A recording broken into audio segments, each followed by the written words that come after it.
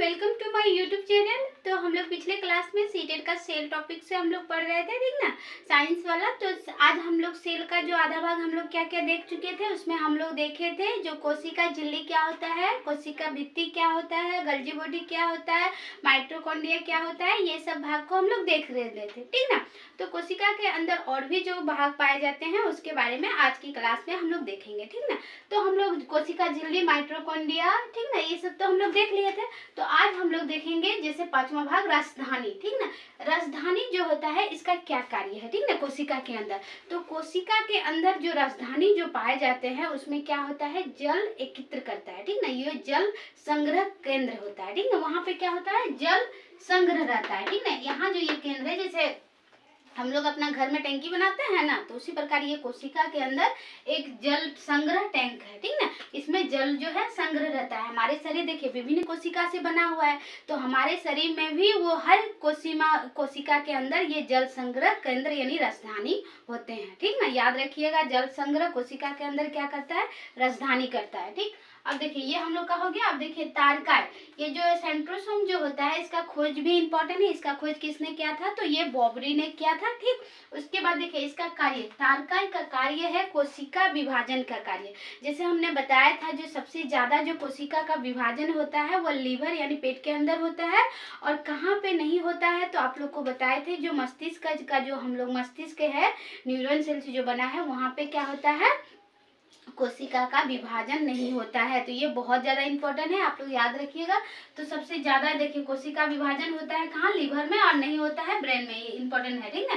और तारकाय का सेंट्रोसोम का कार्य है कोशिका का विभाजन करना, ठीक। अब जैसे सातवां हम लोग का भाग है अंतःपर्दीय जालिका, ठीक ना। एंडोप्लाज्मिक रेटिकुलम का कार्य है, ये आंतरिक कंकाल है। जैसे हमारे शरीर जो है कंकाल तंत्र से बना है ना, तो जो उसी प्रकार इसके अंदर भी आंतरिक सहायता प्रदान करने के लिए, कोशिका के अंदर सहायता प्रदान करने के लिए हमारा अंतःपर्दीय जालिका पाए जाते हैं, ठीक ना। इसका कार्य देखिए, इसका जो भाग है जैसे एक ही है लेकिन उसमें दो भाग जैसा बना होता है। जैसे देखिए ये क्या है, अंतःपर्दीय जालिका होता है। तो एक भाग इसका पूरा स्मूथ होते हैं यानी चिकना, पूरा चिकना होते हैं, और दूसरा भाग जो होते हैं वो खुदराइला भाग होते हैं, जैसे थोड़ा सा बिंदा बिंदा टाइप का उसमें होता है, ठीक ना।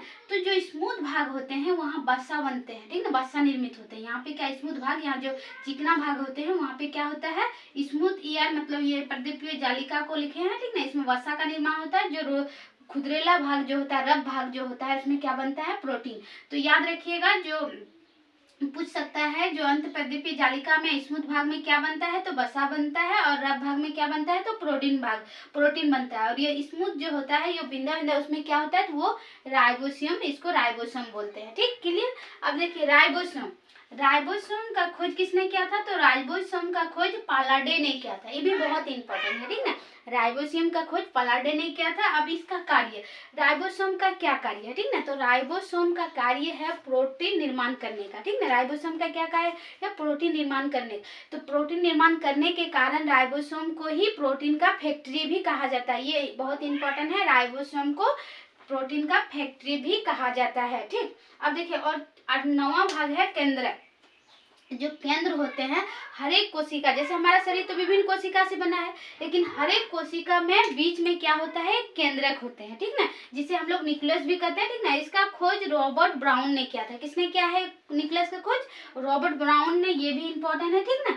और इस केंद्रक को ही कोशिका का मस्तिष्क कहा जाता है। कोशिका केंद्र को क्या कहा जाता है, कोशिका का मस्तिष्क, ये भी इंपॉर्टेंट है, ठीक ना।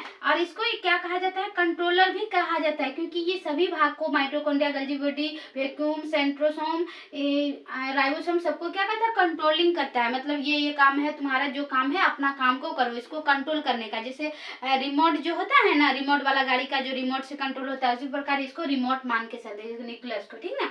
तो देखिए अब न्यूक्लियस के अंदर भी पाए जाते हैं, जैसे डीएनए, आरएनए, ठीक ना, क्रोमोसोम इसके अंदर पाए जाते हैं। तो याद रखिएगा, ठीक ना, उतना हमको उसको विस्तार में दूसरा क्लास में हम लोग पढ़ेंगे, ठीक है। उसके बाद हम लोग आ जाता है 10वां भाग, जैसे कि लाइसोसोम, ठीक ना। लाइसोसोम का खोज जो है, लाइसोसोम का खोज डी डुबे ने किया था, याद रखिएगा।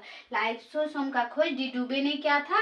और इस लाइसोसोम का जो कार्य है ये क्या कार्य करता है, तो ये से देखिए, मान लीजिए ये कोशिका है, कोशिका के अंदर कोई मतलब अन्य कोशिका जो सब कोशिका इसमें काम कर रहा है, ठीक ना। अगर कोई कार्य, जैसे कोई कार्य करना अपना बंद कर देता है, जैसे कोई मान लीजिए कोशिका शरीर में जो मर जाता है, तो उस कोशिका को गलाने का कार्य कौन करता है, लाइसोसोम करता है, ठीक ना। इसीलिए लाइसोसोम को आत्मघाती थैली भी कहा जाता है। वो कोशिका को अपघटन मतलब वो उसके अंदर जल अपघटन एंजाइम पाए जाते हैं, ठीक ना।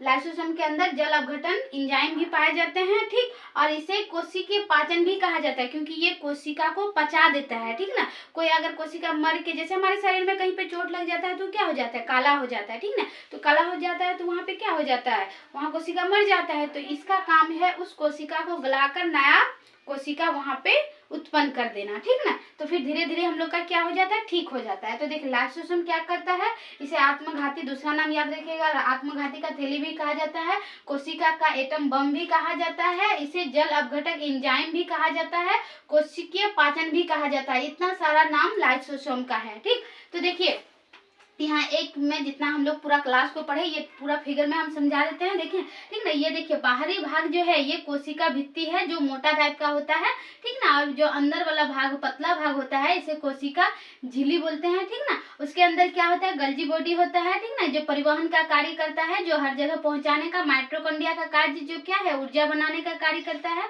उसके बाद राजधानी क्या करता है, जल संग्रह करता है। सेंट्रोसोम क्या करता है, कोशिका का विभाजन करता है, यानी कोशिका का निर्माण करता है। एसआरए भी क्या करता है, ये सहायता प्रदान, इसमें वसा और प्रोटीन निर्माण होते हैं। राइबोसोम का काम प्रोटीन बनाना।